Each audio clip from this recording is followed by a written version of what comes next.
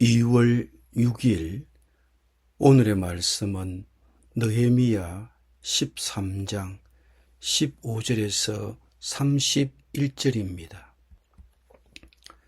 그때에 내가 본즉 유다에서 어떤 사람이 안식일에 술틀을 밟고 곡식단을 나귀에 실어 운반하며 포도와 무화과와 여러 가지 짐을 지고 안식일에 예루살렘에 들어와서 음식물을 팔기로 그날에 내가 경계하였고, 또 두로 사람이 예루살렘에 살며 물고기와 각양 물건을 가져다가 안식일에 예루살렘에서도 유다 자손에게 팔기로 내가 유다의 모든 귀인들을 꾸짖어 그들에게 이르기를 너희가 어찌 이 악을 행하여 안식일을 범하느냐.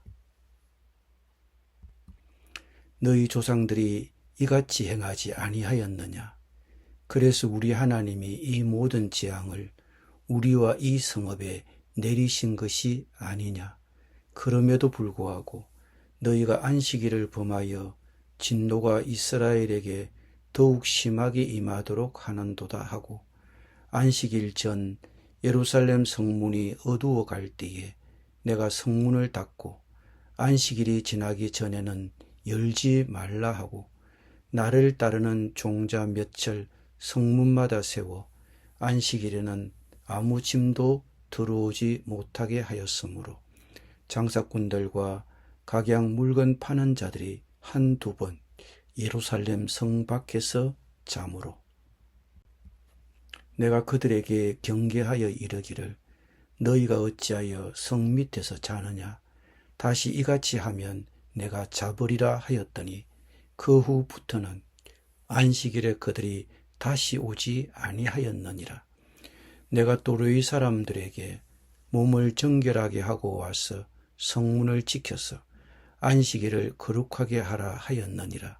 내 하나님이여, 나를 위하여 이 일도 기억하시옵고 주의 크신 은혜대로 나를 아끼시옵소서.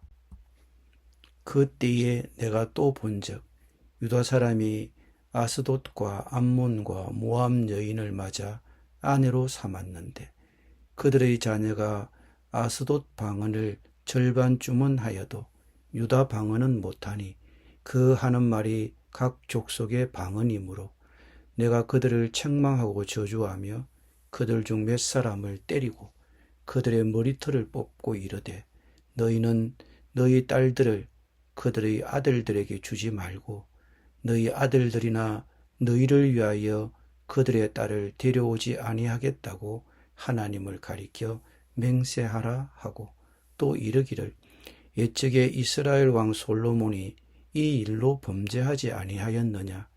그는 많은 나라 중에 비길 왕이 없이 하나님의 사랑을 입은 자라.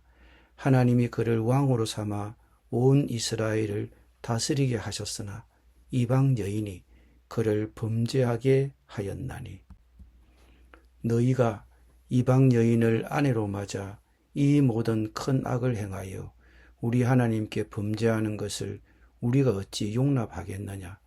대제사장 엘리야십의 손자 요야다의 아들 하나가 호론 사람 산발랏의 사이가 되었으므로 내가 쫓아내어 나를 떠나게 하였느니라.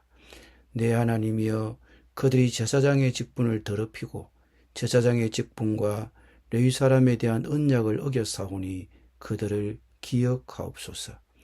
내가 이와 같이 그들에게 이방 사람을 떠나게 하여 그들을 깨끗하게 하고 또 제사장과 레위 사람의 반열을 세워 각각 자기의 일을 맡게 하고 또 정한 기한에 나무와 처음 익은 것을 드리게 하였사오니 내 하나님이여, 나를 기억하사 복을 주옵소서. 아멘.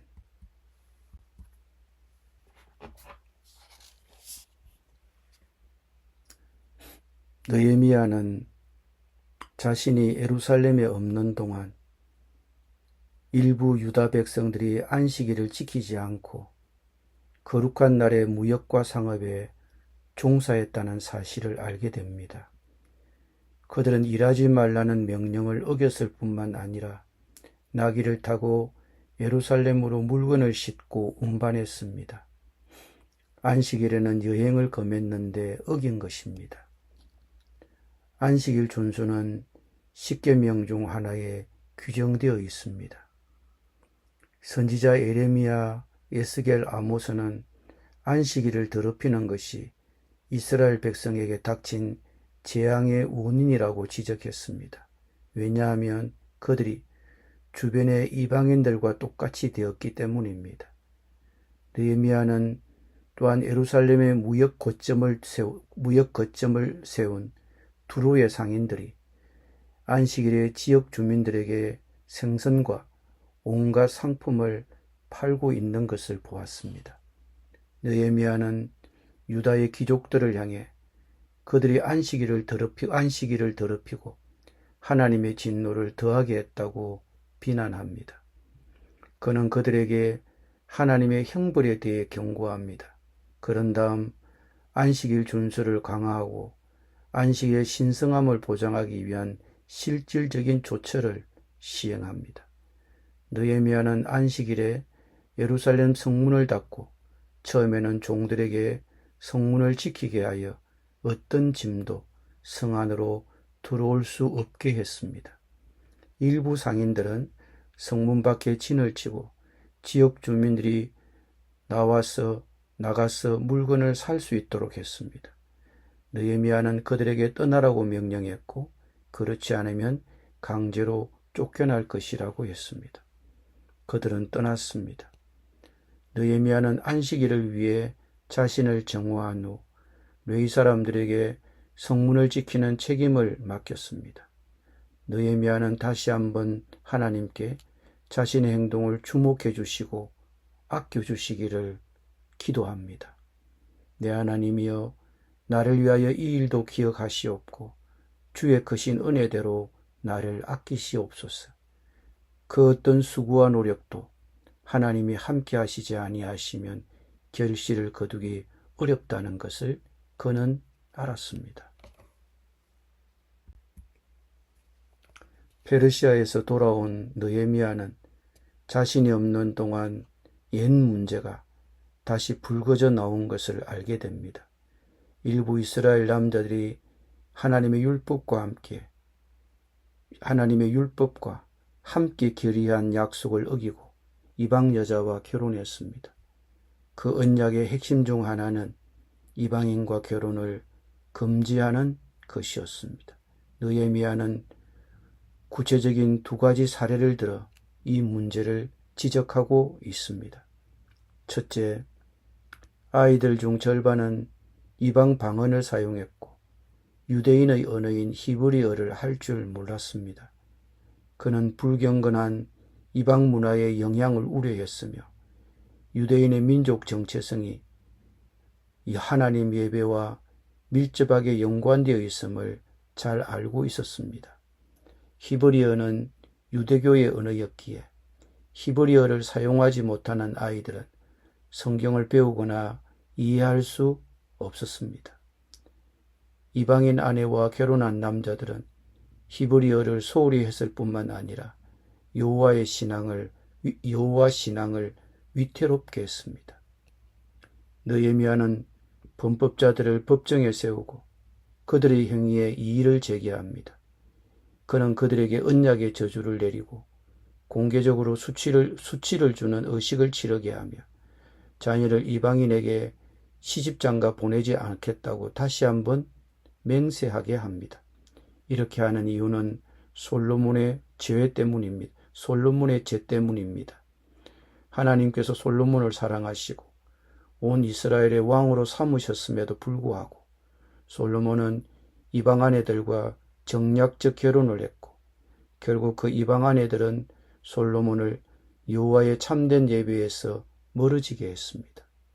둘째, 대제사장 엘리야십의 손자인 요야다의 아들 가운데 하나가 느헤미야의 원수이자 이교도였던 호론 사람 산발랏의 딸과 결혼했습니다.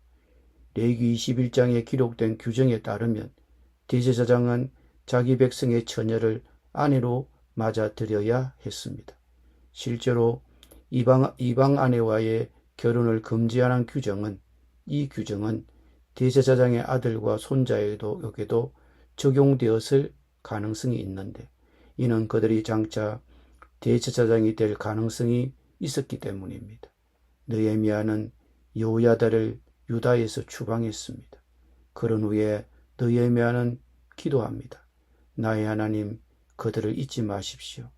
그들은 제사장직을 더럽히고 제사장과 레위 사람의 언약을 저버린 자들입니다. 느헤미야의 이 기도는 자기 자신에 대한 것이 아니라 이방 백성과 혼인하여 나쁜 본보기를 보인 대제사장의 가문을 대적하여 기도하는 것입니다. 제사장의 가문은 제사장직을 더럽혔고 그들이 함께 결의한 약속을 어겼습니다.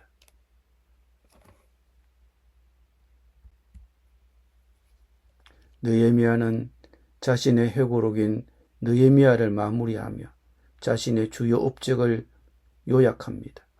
그는 이방 결혼에 대한 조처, 제사장과 레위인의 성전 직무 재편, 제사제도, 그리고 첫 열매 제사의 부활과 재정비를 열거했습니다.